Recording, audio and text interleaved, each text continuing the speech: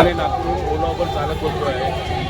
16 जानेवारी 2021ला Naik technology private limited म्हणजे ओला यांना यांच्या नागपूर स्थित ऑफिसला आम्ही पत्र देऊन आमच्या समस्याचं पूर्ण निवेदन दिलं होतं. आतापर्यंत त्याचं उत्तर देखील आलेलं आहे. त्याच्यानंतर सतत आम्ही प्रत्येक विभागाला इतका पूर्ण गठ्ठा झालेला आहे.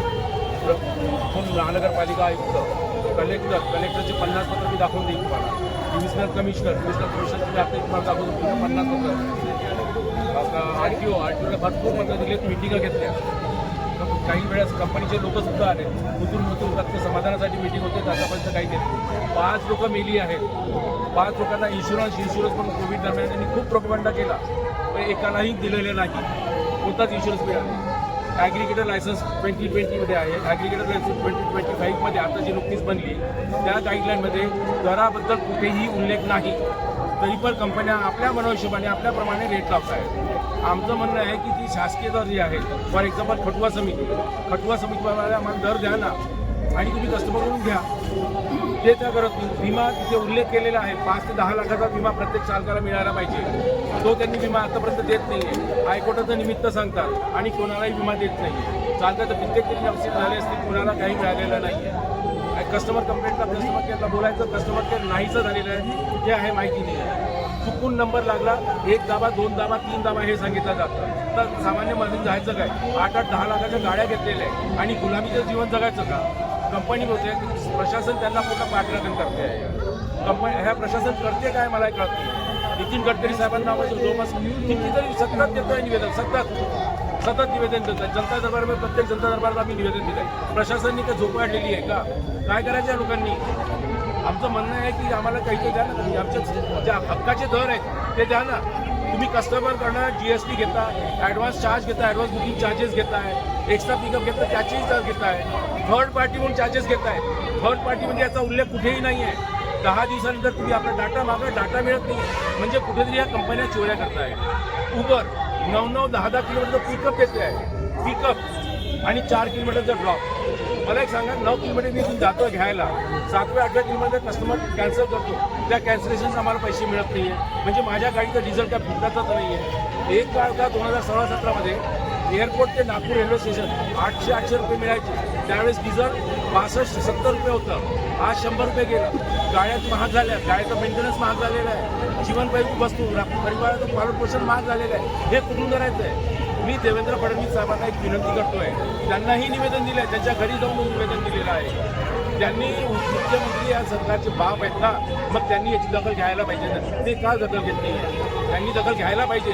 मुख्यमंत्र्यांना एक खुलं आव्हान आहे की त्यांनी आमच्याशी येऊन चर्चा करावी. आमचं दुःख काय आहे ते ऐकून घ्यायला पाहिजे ना. ते का ऐकत नाही आहेत ते लोक?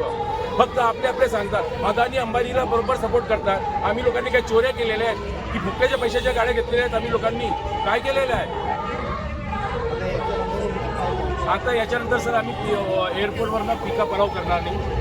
पिकअप आणि गाड्या बंद असल्याने ड्रॉपसुद्धा होणार नाही. प्रशासन याची दखल घ्यावी. प्रशासन जबाबदार राहील. आंदोलन गाड्या बंद होतील. आजपासून गाड्या बंद करतायत, स्वेच्छेने बंद करतायत. आज उद्या परवा बंद करतील. ज्यांना बंद करायचं आहे ते बंद करतील. आणि प्रशासन आरटीओनी आता एक मिटिंग घेतली की ओला तर आलाच नाही. उबरवाली मॅडम आली, तिचा नंबर तुम्हाला देतो. ती म्हणते बाय लॉज इन लॉज आम्ही करतो. अरे बाय लॉज इन लॉज दाखवत राहणार का आम्हा लोकांना? काय मग आमचं काय झालं? म्हणजे आरटीओनी कोणती मिटिंग घेतली, काय केलं, तिथे निर्णय दिला का? नोटीस सुद्धा इश्यू केला. अशा कितीतरी मिटिंगा झालेल्या आहेत. एक सुद्धा नोटीस दिलेला नाही, केलं नाही आहे. आता आम्ही एक तक्रार करतोय. सर्व इंडिव्हिज्युअल आरटीओ बोलले होते बिल्डर साहेब मला की तुम्ही इंडिव्हिज्युअल तक्रार द्या, मी त्यांच्यावर गुन्हा दाखल करेन. तर आता ती पद्धत वापरतोय. सर्वांकडे इंडिव्हिज्युअल कंप्लेंट घेतोय. बघू ते तरी करतात का? हे प्रशासन म्हणजे गुलाम झालेलं आहे ओला उबर कंपन्यात. रॅपिडोचं आरटीओमध्ये रजिस्ट्रेशन सुद्धा नाही आहे. तरी पण आणि त्याची तक्रार सुद्धा आरटीओला केलेली आहे. त्याच्यावर कोणत्याही प्रकारचं ॲक्शन झालेलं नाही आहे. का बरं? काय मिळते का काहीतरी? का बरं नाही? त्यांनी कुठल्याच प्रकारचं रजिस्ट्रेशन केलं नाही. त्याची बुकिंग म्हणून येत नाही आहे, ऑर्डर म्हणून बुकिंग येते आहे. म्हणजे कसला ऑर्डर? म्हणजे तिथे काहीतरी घोळ आहे. हे प्रशासनाला दिसत नाही का? प्रशासनाकडे इंटेलिजन्स आहे, त्यांचं पूर्ण सिस्टम आहे त्यांच्याकडे, हे दिसत नाही का? म्हणजे रॅपिडोचा बाप जो आहे, जो मालक आहे, तो काय देवेंद्र फडणवीसचा मित्र आहे का? हे कसं कळेल ना आम्हा लोकांना? नितीन गडकरी साहेब फक्त ऐकून घेत आहेत, पण परिवहन मंत्री आहेत ना ते, त्यांनी आमची दखल घ्यायला पाहिजे ना सर. त्यांची दखल केव्हा घेतील? कितीतरी सगळ्यात एकदा दखल मी आता दाखवतोय. 60 ते 70 लेटर लिहिलेले आहेत. CGIला लिहिलेलं आहे फ्रस्ट्रेशनमध्ये. CGIला लिहिलं, प्रेसिडेंट ऑफ इंडियाला पत्र लिहिलेलं आहे. कोणीही दखल घेतलेली नाही आहे. मुख्यमंत्र्याला, चीफ सेक्रेटरीला सर्वांना पत्र लिहिलेली आहेत, ईमेल केलेले आहेत. एक साधं उत्तर सुद्धा देत नाही. म्हणजे काय पागल मूर्ख आहेत का? वेडे आहेत का? 10-10 लाखाचे घर विकून गहाण घेऊन गाड्या घेतलेल्या आहेत. मूर्ख आहेत काय लोक? RTO सत्ता हो, मी बघतो नेहमीप्रमाणे एक स्वस्त सुंदर औषध आहे टर्कामायसिन, बस करतो. आता एक मी माहिती आहे त्यांना दरपत्रक मागितलं, पुण्यामध्ये दरपत्रक दिलं. आम्हाला जे टॅक्सीचे भाडे ते द्या, पत्र दिलं आहे मी. ते म्हणजे अंडर प्रोसेस. किती दिवस लागतात साहेब? 15 दिवस झाले पत्र देऊन. आजही मी त्यांना मेसेज टाकला, रात्री टाकला, काय म्हणतात it is under process. RTO कलेक्टरच्या घरी मिटिंग घेतली, नितीन गडकरी साहेबांचे PA होते त्यांच्यासोबत. याचा सर्व या ओला उबरपासून सुटकारा मिळाल्यापासून आम्ही नितीन गडकरीला ऑरेंज सिटी कॅब म्हणून महानगरपालिकेच्या अंतर्गत सुरू करून द्या म्हणून आम्ही रिक्वेस्ट केलेली आहे. गडकरी साहेबांनी होकार सुद्धा दिलेला आहे. त्यासाठी कलेक्टरनी एक बॉडी पण गठीत केलेली आहे. त्या बॉडीमध्ये कलेक्टर, मनपा आयुक्त, मेट्रोचे डायरेक्टर, NMC कमिशनर हे सर्व लोक आहेत. IT चे कमिशनर आहेत आणि आमचे 2 लोक आहेत. त्यावर त्या बॉडीचं काय झालं हे माहिती. म्हणजे फक्त आम्हाला लोकांना एक चॉकलेट देऊन द्यायचं आणि संपून द्यायचं. यात काही अर्थ आहे का? अहो आता पुढच्या वेळेस ना, आता इलेक्शन आहे, आम्ही एक ठरवलेलं आहे. या चुनावामध्ये आम्ही आमच्या गाड्यांवर स्टिकर लावणार आहोत की न्याय नाही तर मतदान नाही. काय करणार?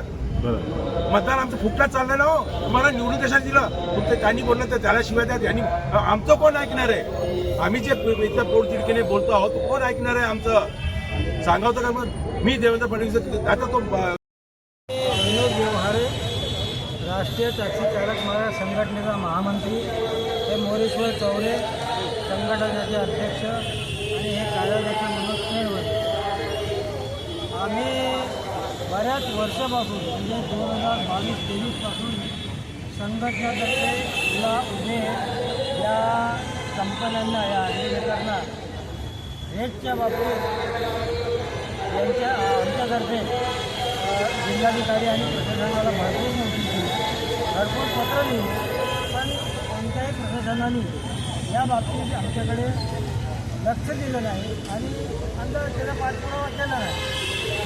आज 3 चाकी रिक्षाचे भाडे जास्त आणि 4 चाकी वाहनाचे भाडे फार कमी आहे. त्याच्यामुळं या लोकांना खूप गरीब परिस्थितीचा सामना करावा लागून राहिला.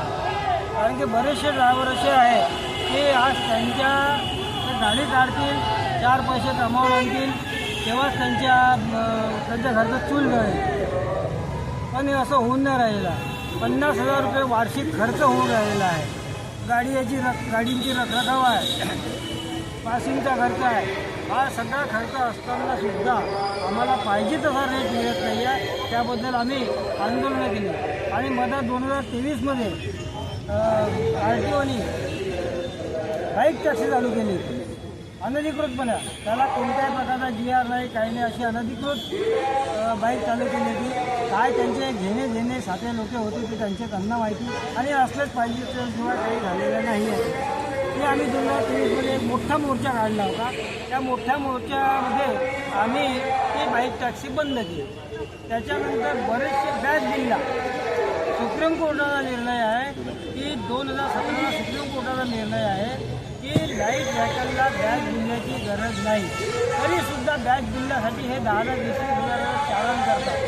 ह्या सगळ्या गोष्टींची आम्ही पाठपुरावा केला. आपण प्रशासन कुठल्याही प्रकारचे काल मुंबईला जवळपास 2 ते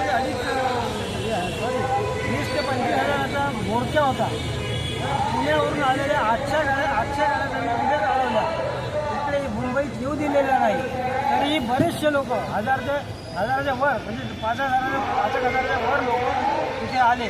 प्रताप सरनाईक यांना आम्ही निवेदन दिल्यानंतर त्यांनी सांगितलं की 15 दिवस वाट का 15 दिवसात निघतो. आम्ही 15 दिवस थांबायला तयार आहे. जे तुमच्या हातात आहे ना, तुमच्या हातात आहे तर तुम्ही ते तात्काळमध्ये मंजूर करा. आम्हाला तात्काळ रिअल पाहिजे. कारण की आम्ही किती दिवस वाट पाहणार? बरेच वर्ष वाट पाहून राहिलो. पहिले जेव्हा ह्या कंपन्या आल्या तेव्हा यांनी खूप लालच दिली, असं करू आम्ही तसं. आज साधा विमासुद्धा नाही आहे. आज सामाजिक माणसाने काय आहे आणि पुन्हा बाईक टॅक्सी चालू करण्याच्या मागे प्रशासन लागलेलं आहे, सरकार लागलेलं आहे आणि आम्ही ती चालू होऊ देणार नाही कोणत्याही परिस्थितीत. कारण की बाईक टॅक्सीवर प्रवाशाची कोणत्याही प्रकारची सुरक्षा नाही आहे, कोणताही विमा नाही आणि काहीही नाही. पावसा पाण्यात त्याला बाईक टॅक्सीवर जावं लागतं. आणि जर समजा या आमच्या सगळ्या घटनांकडे, या आमच्या समस्येकडे प्रशासनाने लक्ष दिलं नाही तर इतकं तीव्र आंदोलन आम्ही करू, इतकं तीव्र आंदोलन करू की नागपूर तर राहीलच त्याच्यात, तर अख्खा महाराष्ट्रात जाम होऊन जाईल. इतकं मोठं आंदोलन करण्याच्या परिस्थितीत आम्ही आता उतरलेलो आहे. कारण की सगळेच चिडलेले आहेत, सगळ्यांना घरात आला आहे, सगळ्यांना पैशाची गरज आहे आणि प्रत्येकाला त्याच्या हिशोबाने तो किराया मिळाला पाहिजे. आम्ही खूप आवाडवा नाही मागून आलो, जे सरकारने रेट ठरवलेले आहे त्या सरकारने ठरवलेले रेटच आम्हाला पाहिजे आणि सरकारने आपला हात आला. ओला उबेरची गुलामगिरी करू नये आम्ही असं आम्हाला वाटतं. ओला उबेर